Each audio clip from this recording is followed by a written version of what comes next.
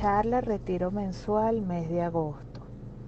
Dios te salve María, llena eres de gracia, el Señor es contigo. Bendita tú eres entre todas las mujeres, y bendito es el fruto de tu vientre Jesús.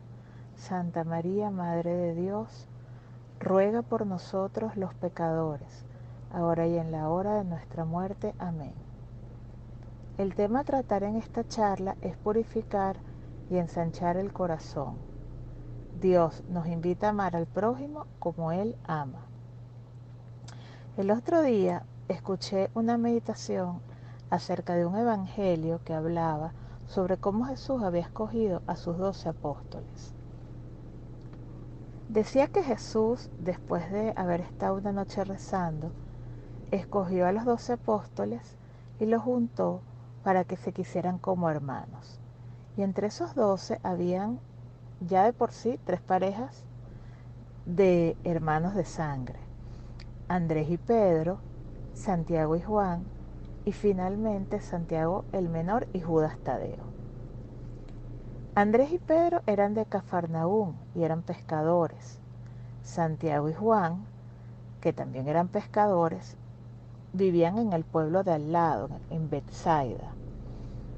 Estos Santiago y Juan eran los que Jesús llamaba Boanerges o hijos del trueno, porque tenían un carácter fuerte y con mucha frecuencia se ponían a discutir. Felipe también era pescador y también era de Betsaida. Así que podríamos decir que ya van 5 personas que juntas formaban un grupito pues bastante homogéneo, ¿no?, entre los 12 apóstoles. Pero fíjense que el resto no era así. La tercera pareja de hermanos, Santiago el menor y Judas Tadeo, no se sabe de dónde eran. Bartolomé era de Caná, y cuando le dicen que han descubierto a Jesús de Nazaret, lo que hace es reírse, diciendo que si de Nazaret es posible que salga algo bueno. Después tenemos a Mateo, que también estaba en Cafarnaúm, pero era recaudador de impuestos para los judíos y era colaborador de los romanos que habían conquistado Israel. Luego está otro Simón llamado el de Caná, que se cree que era miembro de un grupo que buscaba la liberación de Roma a través de métodos violentos. Entonces, ya por ahí vamos viendo cómo era verdaderamente el grupito. Imagínense cómo se llevaba el independentista violento radical de Simón con el colaboracionista de los romanos de Mateo. Bueno, ya por último va quedando Tadeo, que era constructor, y Judas Iscariote, que se cree que era originario de una zona muy pobre al sur de Judea. Y bueno, esto da a pensar qué intenciones podría haber tenido Jesús para que ese grupo de los 12 apóstoles, que más tarde se convertirían en las piedras sobre las que se iba a fundar su iglesia, fuese un grupo tan heterogéneo, con personalidades tan diferentes, con personas con formación diferentes.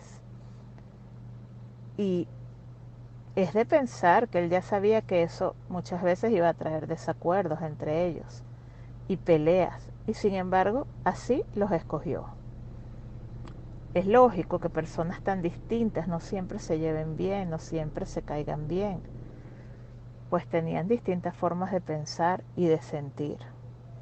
Y esto tiene mucho que ver con el tema de este retiro: purificar y ensanchar el corazón. Dios invita a amar al prójimo como Él ama. Porque fíjense que a veces nosotros pensamos que la iglesia tiene que ser un grupo de personas que todos se quieran mucho, que todos se lleven bien, que todos piensen igual, que todos estén absolutamente unidos en todo. Y la verdad es que esto no ha sido así desde el principio y no va a ser así nunca. En la iglesia, y más en la actual, donde es mayor el acceso a la comunicación entre un mayor número de personas, hay una diversidad enorme de formas de pensar y de sentir, de procedencias, de formación y de caracteres. Y eso explica que realmente no siempre sea fácil que estemos sintonizados los unos con los otros. Y que a veces, como sucedió con los apóstoles, haya discusiones entre nosotros, lo cual no tiene por qué ser malo necesariamente. Entonces, ensanchar el corazón y alejarnos de esa mirada idealista que a veces nos hacemos de la iglesia, viene a ser muy necesario en estos tiempos que corren. Y el Papa está defendiendo esto de ensanchar el corazón desde hace tiempo. Aceptar que en la iglesia hay una diversidad muy grande, tan grande como el amor que nos tenemos que tener, porque todos los bautizados somos hermanos. Cuando rezamos el Padre Nuestro significa que nosotros somos hijos del mismo Padre y que por tanto somos hermanos. Y los hermanos no necesariamente son amigos. El que tiene varios hermanos sabrá que hay mayor afinidad de algunos con otros y que hay otros que piensan de forma muy distintas y discuten, pero que al final, por saber que son hermanos, son capaces de hacer todo los unos por los otros. Me parece que al decir Dios invita a amar al prójimo como Él ama, hay que darle mucho valor al significado cristiano de esta palabra hermano y entender que la iglesia es una familia, donde hay un padre, donde hay un hermano mayor, nuestro Señor Jesucristo, y un espíritu, y que por ende todos somos hermanos y nos tenemos que querer con nuestra diversidad, pues así Dios lo quiso desde el principio. Que tenemos una sola fe, sí, que tenemos una misma doctrina, también, pero que hay que tener en cuenta que lo que de verdad nos une es el amor del Padre y saber que todos somos hijos del mismo Padre y que Jesucristo derramó su sangre por cada uno de nosotros sin excepción. Y esa es la fraternidad que nos une a todos dentro de la Iglesia Católica. A mí me impresionó cuando estaba preparando esta charla lo que leí que dijo San José María en su homilía llamada Con la fuerza del amor de abril de 1967, porque hace referencia a ese mensaje que nos ha tratado de transmitir el Papa Francisco últimamente. Les leo textualmente un párrafo extraído de esta homilía. Abre comillas. El principal apostolado que los cristianos hemos de realizar en el mundo, el mejor testimonio de fe, es contribuir a que dentro de la Iglesia se respire el clima de la auténtica caridad. Cuando no nos amamos de verdad, cuando hay ataques, calumnias y rencillas, ¿quién se sentirá atraído por los que sostienen que predican la buena nueva del Evangelio? Resulta muy fácil a la moda afirmar con la boca que se ama a todas las criaturas, creyentes y no creyentes. Pero si el que habla así maltrata a sus hermanos en la fe, dudo que exista en su conducta algo distinto a la hipocresía. Cierro comillas. Entonces, Jesús nos enseñó que el mandamiento más importante y el que resumía todos los demás es amar a Dios sobre todas las cosas y al prójimo como a nosotros mismos. ¿Qué quería decir él con eso a sus apóstoles?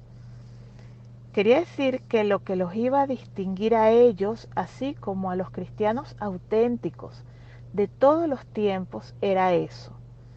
Conocerán todos que sois mis discípulos en que os tenéis amor unos a otros.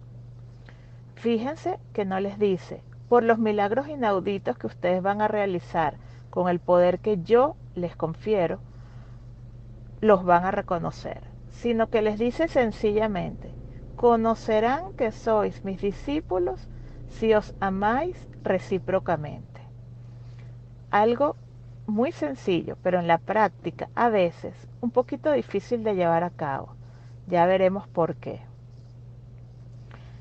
La razón es que para lograr amar al prójimo como Dios nos ama, hay necesariamente que ser humilde. ¿Por qué? Porque cuando nosotros sinceramente nos vemos capaces de cometer todos los errores y todos los horrores, cuando nos sabemos que somos pecadores aunque estemos diariamente en la lucha por no serlos, cuando vemos y reconocemos nuestras propias miserias, ¿verdad que uno no piensa mal de los demás? ¿Verdad que de intolerantes nos volvemos de repente como que más tolerantes con los defectos ajenos? Bueno, eso es ensanchar el corazón, ver lo bueno en los demás y no lo malo. Pero para eso tenemos que ser humildes. El que no sabe ver lo bueno no puede ser bueno, pero para lograrlo hay que ponerse esos lentes sobrenaturales y necesariamente cultivar esta virtud de la humildad. Y así es como la humildad personal se transforma en un instrumento de unidad y puede cambiar nuestra manera de relacionarnos con el prójimo. El amor siempre busca la unión. Y como si fuera poco, Jesús nos pone la vara del amor un poquito más alta y nos dice, hay que amar también a los enemigos. Y volvemos a lo que nos ha dicho el Papa Francisco. Si hay que amar a nuestros enemigos, con más razón habrá que amar a los que no son nuestros enemigos, sino que solamente están lejos de la iglesia, a los que no nos caen bien, a los que por su cultura o por su educación parece que son lo opuesto a nosotras. Hay que amar a todos. Entonces, el cristianismo no es la religión de la cruz, sino que es la religión del amor. La cruz lo que nos muestra es la medida del amor de Dios para con nosotros, porque era necesario que entendiéramos que con Dios la única medida del amor es amar sin medida. En esa misma homilía de San José María de 1967, con la fuerza del amor, él expresaba que se sentía muy contento del carisma ad fidem del apostolado del Opus Dei, que no rechaza a ninguna persona, para que en lo posible cualquiera pueda participar de los bienes espirituales de la asociación, inclusive los no cristianos, los ateos y los paganos. Por otro lado, también dice, tampoco creo que te intereses por el último pobre de la calle si martirizas a los de tu casa, si permaneces indiferente en sus alegrías, en sus penas y en sus disgustos, si no te esfuerzas en comprender o en pasar por alto sus defectos, siempre que no sean ofensa a Dios. Entonces todo está más claro que el agua. Sin embargo, ¿por qué es tan difícil llevar la caridad a la práctica? Bueno, producto del pecado original, en nuestro corazón hay un cierto desorden y el mundo de la afectividad muchas veces no lo controlamos y no sabemos a qué responde. A veces uno no se entiende a uno mismo porque de repente siento envidia de esta persona que quiero tanto. ¿Por qué de repente un día me entra un desánimo y todo me da igual y al día siguiente me siento enamorada de la vida? O sea, que hay aspectos de nuestra afectividad que muchas veces nos dejan desconcertadas. Por un lado, no sabemos a qué se deben nuestras reacciones en el mundo afectivo y mucho menos sabemos a dónde nos van a llevar. Es así como un destino oculto que emerge de repente, pero que me puede llevar, ojo, hay que estar muy pendiente, hacia un lado que no necesariamente sea lo que yo quiero. O sea, que no obedece a la razón, no obedece a mis planes. Y por eso siento que muchas veces nos confundimos. por esos sentimientos o afectos que surgen espontáneamente en nosotras mismas. Entonces, ¿qué puedo hacer yo ante esto? Bueno, para poder tener una afectividad que sea sana, con una vara tan alta como es amar como Dios ama, y que me pueda llevar a mí a una felicidad plena, es interesante partir de una base antropológica y teológica. Lo que nos dice la Biblia en el Génesis, en el capítulo 1, es que el hombre fue creado a imagen y semejanza de Dios. Dios lo creó a su imagen, es decir, hay una imagen, es decir, yo soy una imagen de Dios y además soy semejanza. ¿Qué quiere decir esto? Es muy importante esto porque nos da ciertas claves. Más o menos la cosa es así. Yo soy como un espejo y aquí está Dios y yo estoy hecho a imagen suya. Es decir, que yo he sido creado como una imagen o como un tú de Dios. ¿Para qué? Bueno, para que Él conmigo se pueda entender precisamente de tú a tú. Es decir, para que yo pueda darle respuesta a Él y Él pueda darme respuesta a mí. Y esto es algo increíble. Por esto es que nosotros no tenemos nada que ver con los animales, o sí tenemos que ver, pero estamos a una distancia infinita de ellos. Ahora bien, también es verdad que a lo mejor cuando yo me miro a mí o cuando alguien me mira a mí, pues no descubre esa imagen. Pero, ojo, esa imagen de Dios sigue estando ahí. Lo que pasa es que hay mucho barro, mucha adherencia, mucha porquería, producto de cómo hemos ido viviendo. Entonces, cuando yo me miro a mí, aunque ahí esté la imagen de Dios, no la veo. Y entonces a eso es que se refiere la semejanza. Una vez escuché a una asesora familiar decir que todos somos diamantes.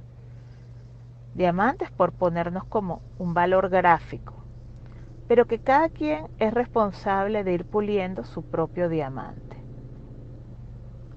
En este sentido, la semejanza es que yo tengo una libertad para ir trabajando realmente que mi imagen se vaya pareciendo a la de Dios.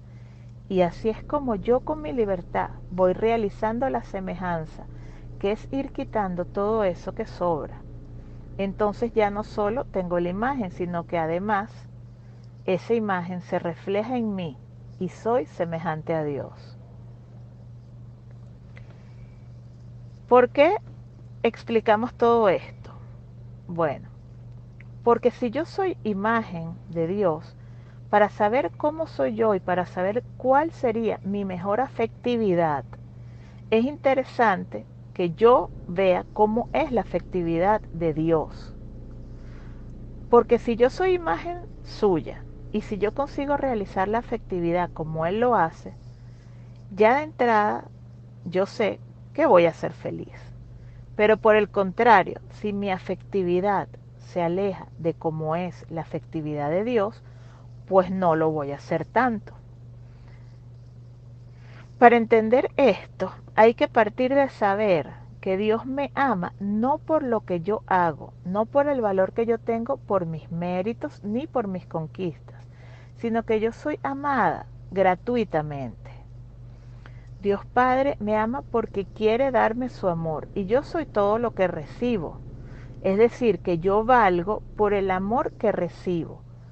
Todo lo que tengo es recibido y es recibido con gratuidad, no por lo que yo haya conseguido, sino porque Él ha querido amarme primero gratuitamente. Por lo cual, nosotras le tenemos que estar agradecidas. Entonces, ¿qué significa esto? Significa que si yo quiero tener una afectividad buena y sana, es interesante que trate de trabajar en mí misma una afectividad que responda a, primero, saberme amada gratuitamente por Dios y segundo, estarle agradecida por ese amor. Ahora bien, lo que sucede con nuestra afectividad, por ser nosotros seres humanos defectuosos, es que no la vivimos con esta pureza. Y entonces ocurre que nuestra afectividad está en un punto y la afectividad de Jesús está en otro punto. Y en esa distancia, entre esos dos puntos, es donde se introducen en mí todo tipo de cosas negativas, las frustraciones, los miedos, las inseguridades, las tensiones, la desmotivación, la tristeza, el dolor, las comparaciones, las envidias. Entonces, lo que hay que hacer es que cuando yo experimente cualquier afecto que no sea gozoso, pues que mire a ver por dónde ando yo con mi afectividad y qué tan lejos estoy de todo esto que estamos hablando. De igual modo, si yo ando por la vida con una escala, valorándome a mí misma por mis éxitos o por el valor que algunas personas le adjudican a mi trabajo, ¿qué pasa si no soy exitosa? Caigo en una depresión y me hundo. Y eso nos pasa porque, claro, yo no estaba trabajando para devolverle a Dios Padre su amor por mí, que es lo mismo que decir ofrecerle mi trabajo a Dios por amor. Y tampoco estaba trabajando para aprender ni para prepararme para ser una persona que pueda servir mejor a los demás, sino que estaba buscando en el éxito mi propia seguridad. Y esto es un desorden del corazón, esto es una afectividad mal ordenada. Y es por eso la desproporción que hay muchas veces entre los hechos que nos acontecen y las reacciones que tenemos. Esto es importante analizarlo y darnos cuenta. Entonces, hay que ir aprovechando todas nuestras experiencias para purificar y limpiar nuestra afectividad. 5 puntos a tomar en cuenta sobre nuestra afectividad. El primero, la afectividad no nace, la afectividad se hace, es decir, se construye. Soy yo el que decido cómo va a ser mi afectividad. Yo voy analizando lo que ocurre en mí y veo si mi afectividad está mal y por qué. Y me propongo corregirlo. Por ejemplo, a mí ir a los hospitales o hacer una visita de enfermos me deprime y por eso no voy. Entonces, yo me voy a imponer a mí misma el ir al hospital para superar este movimiento espontáneo que encuentro en mí que no está bien y que, aunque es algo que no se corresponde con lo que yo quiero o con lo que a mí me provoca, entiendo que es algo que tengo que reeducar. Entonces, al reeducarme, esto me permite aprender a mirar como miro a un enfermo, conocer qué sentido puede tener la enfermedad, conocer qué sentido puede tener el dolor, y así yo puedo ir rectificando mis afectos para conformarlos de acuerdo a la afectividad que yo quiero tener y a la afectividad que le es propia a un cristiano y que sí me va a conducir a mi verdadera plenitud y a la verdad. Que yo no hago tal cosa porque eso no me hace feliz. Mira, la felicidad es buena, pero no necesariamente tiene por qué determinar mi actuación, sino que soy yo quien debo decidirme si alimentar y secundar ese movimiento espontáneo que está surgiendo en mí o si lo quiero reconducir porque entiendo que no responde al orden que deberían tener mis afectos. Un mismo hecho, dependiendo qué decida yo, ayudará a construir mi afectividad de una forma buena y sana o no. Entonces, hay que aceptar que somos diamantes en bruto, pero que cada quien es responsable de pulir su propio diamante. Yo construyo mi vida y no permito que los hechos que yo sufro o que me tocan a mí determinen mi existencia. Soy yo el que los voy a gestionar porque yo voy a construir mi existencia y soy el único responsable de eso. Segundo punto para construir una afectividad sana. Vivir en la conciencia. En otras oportunidades hemos hablado sobre la conciencia. La conciencia es el núcleo más íntimo y secreto del hombre. Es donde están sus facultades espirituales y donde me encuentro yo sola con Dios. Allí en la conciencia es donde uno se determina por el bien o por el mal. Es allí donde uno se decide para construir la afectividad de una manera o de otra. Pero es ahí, en la conciencia de la intimidad. No es preguntándole a una amiga ni buscando por fuera. Por supuesto que un buen consejo siempre es bueno, pero al final de cuentas, donde uno construye verdaderamente su libertad interior es en la conciencia. Y allí es donde uno se decide por el camino de la victoria o de la derrota. Entonces, formar mi conciencia es muy importante para poder encauzar mi afectividad. Tercero, aceptar vivir en lo real y lograr cosas pequeñas. La naturaleza es un buen ejemplo de que en lo sencillo puede haber mucha grandeza. Descubrir la grandeza de las cosas pequeñas hechas por amor educa muchísimo la afectividad. Y así yo no necesito que mi vida tenga el amor de una telenovela o la excitación de un viaje o de cosas extraordinarias. No, yo puedo estar en una habitación sola y sentirme bien. Un día normal puede ser bellísimo, pero tengo que despertar en mí la capacidad de descubrir lo real y lo pequeño. Cuarto, las contradicciones. Las contradicciones de la vida pueden ser algo muy positivo porque nos ponen directamente en contacto con la realidad. Cuando nosotros nos encontramos con algo que nos contradice, estamos, por así decirlo, tocando lo real.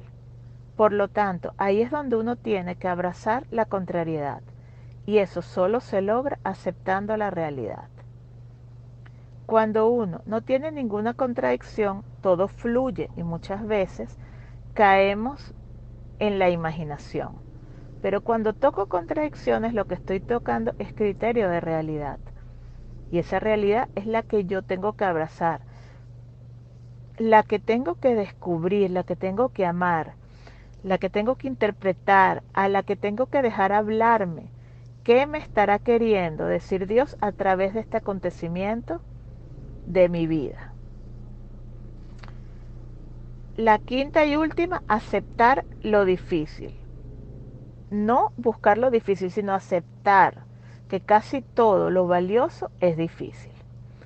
Entonces, estas son como algunas pautas que pueden a lo mejor ayudar a trabajar una afectividad, lo que la gente llama sana, que nos puede llevar a vivir una felicidad plena, porque de lo contrario, una afectividad desordenada, caprichosa, lo que nos va es a complicar la vida y a alejarnos de nuestra principal misión, que es amar al prójimo como Dios ama. Y esto de amar al prójimo como Dios ama se logra primeramente tratando de imitar los modos divinos de la afectividad. Hay que examinarse diariamente en esto. Y si uno percibe que nuestro corazón no reacciona como debiera según el modo de afectividad de Dios, rectificar. San José María decía que amar en cristiano significa querer, haciendo alusión a que hay que rectificar todos los días y encauzar nuestros afectos. Querer es que la afectividad es como un caballo, pero que ese caballo tiene una rienda y esa rienda es nuestra voluntad. Y a través de nuestra voluntad nosotros podemos ir dirigiendo ese caballo hacia donde Dios quiere. Pidámosle a la Virgen María que nos ayude cada día más a querernos como lo que verdaderamente somos, como hermanos. Dios te salve María, llena eres de gracia, el Señor es contigo. Bendita tú eres entre todas las mujeres y bendito es el fruto de tu vientre Jesús. Santa María, Madre de Dios, ruega por nosotros los pecadores, ahora y en la hora de nuestra muerte. Amén. Santa María, esperanza nuestra, esclava del Señor, ora pro nobis.